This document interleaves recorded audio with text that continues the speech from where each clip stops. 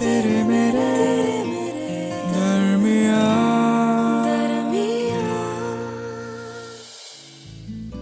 हम सभी कभी ना कभी हमारी लाइफ में ये ज़रूर इमेजिन करते हैं कि हमारी लाइफ में जब भी प्यार आएगा तो वो कैसा होगा। मैंने सोचा था मेरी लाइफ में जब भी प्यार आएगा तो वो ठहरेगा, ठीक वैसे जैसे हमारी आंखें ठहर जाती हैं एक खूबसूरत से ढलते सूरज को देख, जैसे तितलियां ठहर जाती हैं फूलों पर। मेरे फ्रेंड्स कहते थे मुझे कि क्या डिल्यूजन में रहती है तू, ऐसी तो कोई दुनिया होती ही नहीं। और इसी दौरान मेरी लाइफ में एंट्री ली तुमने। यूं ही out of blue social media पर तुम्हारा कोई रैंडम पोस्ट मेरी फीड पर आया। मैंने प्रोफाइल खोली और तुम्हें स्टॉक करने लगी। और जब मैंने तुम्हारी प्रोफाइल पर चांद की वो खूबसूरत हाइलाइट्स देखी तो being myself a selenophile I followed your account. अगले ही दिन I got this notification from you that you followed me back. इसी तरह एक दूसरे की स्टोरीज लाइक करते करते हमारी बातें भी शुरू हो गई। आई डोंट नो, बट तुमसे बात करके हमेशा ऐसा लगता था जैसे समथिंग इज देयर, कुछ तो है इस इंसान में। मिलना चाहती थी पर हिम्मत नहीं हुई बोलने की। लेकिन फिर किसी ने ये भी तो कहा है कि अगर कोई चीज़ मिलनी हो तो इत्तेफाक से मिल जाती है। एंड इट हैपेंड, एक खूबसूरत इत्तेफाक। एक दिन ऑफिस से घर जा रही थी और मेट्रो में तुम दिख गए, तो बस जैसे तैसे हिम्मत की और बिना कुछ सोचे समझे तुम्हें हेलो कहने चली आई। उस दिन के बाद से हमारी रोज की मुलाकातें शुरू हो गई।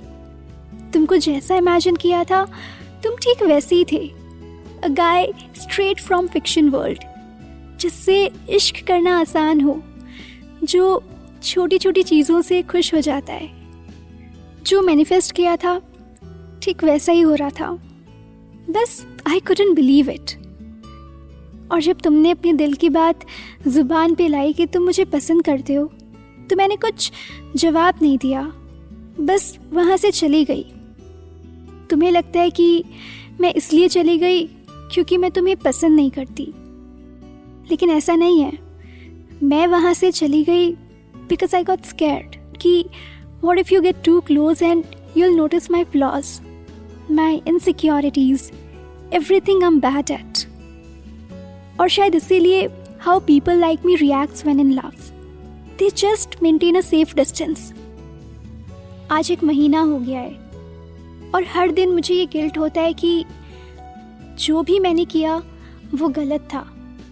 मुझे शायद तुमसे वक्त मांग लेना चाहिए था या कुछ भी करना चाहिए था, बस वहाँ से यूं चले नहीं जाना चाहिए था। और आज बहुत मुश्किल से I have gathered my guts to text you और तुम्हें मिलने बुलाया है, ठीक उसी जगह जहाँ से मैं भाग गई थी। मुझे नहीं पता कि तुम आओगे या नहीं, एक और मौका दोगे या नहीं, लेकिन इतना पता है कि आज अगर मैंने हार मान ली ना तो सब खत्म हो जाएगा तेरे मेरे दरमियाँ। ये धरती ना गोल है, पता है ना तुमको। तो जो चीज जहां से शुरू होती है वहीं पर आकर खत्म भी होती है, ऐसा मेरा मानना है। उस दिन जब मैंने अपने दिल की बात तुमसे कही और तुम वहां से चली गई तो बहुत डर गया था मैं। अपनी बात को अपने दिमाग में कितनी दफा दोहराया मैंने और ये जानने की कोशिश की कि मैंने कुछ गलत तो नहीं कह दिया। एंड आई रियलाइज्ड कि तुम्हारे वहां से चले जाने के कारण पर नहीं जाता हूं, बस इंतजार करता हूं तुम्हारा, उसी वक्त उसी जगह हर रोज। तुम्हें शायद पता नहीं, लेकिन सारे दिन का काम निपटाकर हर रोज मैं उसी मेट्रो स्टेशन के उसी पिलर नंबर 15 के आगे खड़ा रहता था, एटलीस्ट आधे घंटे तक। यू नो, मेट्रोज कभी लेट भी हो जाती हैं तो एक विंडो तो रखना जरूरी था।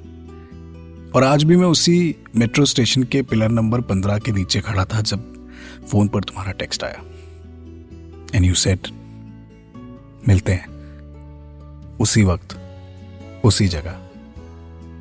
और मेरे चेहरे पर मुस्कुराहट की जैसे पूरी झड़ी लग गई and deep within I knew it, you are coming back to me, अपने जवाब के साथ जो आई एम श्योर हाँ ही होने वाला है। कहते हैं किसी चीज को पूरे दिल से चाहो तो पूरी कायनात तुम्हें उससे मिलाने की कोशिश में लग जाती है ना? तो लगता है कायनात ने उसका काम कर दिया है। अब बस इंतजार है कल का, जब फिर से मिलेंगे हम मेट्रो के उसी पिलर नंबर 15 के नीचे।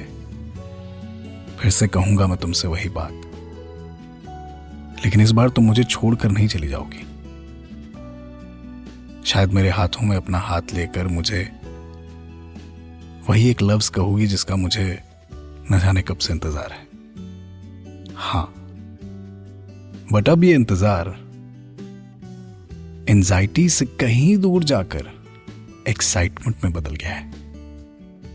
So your wish is my command. कल होती है मुलाकात मेट्रो के पिलर नंबर 15 पर। शुरू करते हैं एक कहानी, प्यारी सी नई सी, तेरे मेरे दरमिया। तेरे मेरे दरमिया। इस पॉडकास्ट के बारे में अपना फीडबैक देने के लिए हमें लिखें podcast@myradiocity.com पर।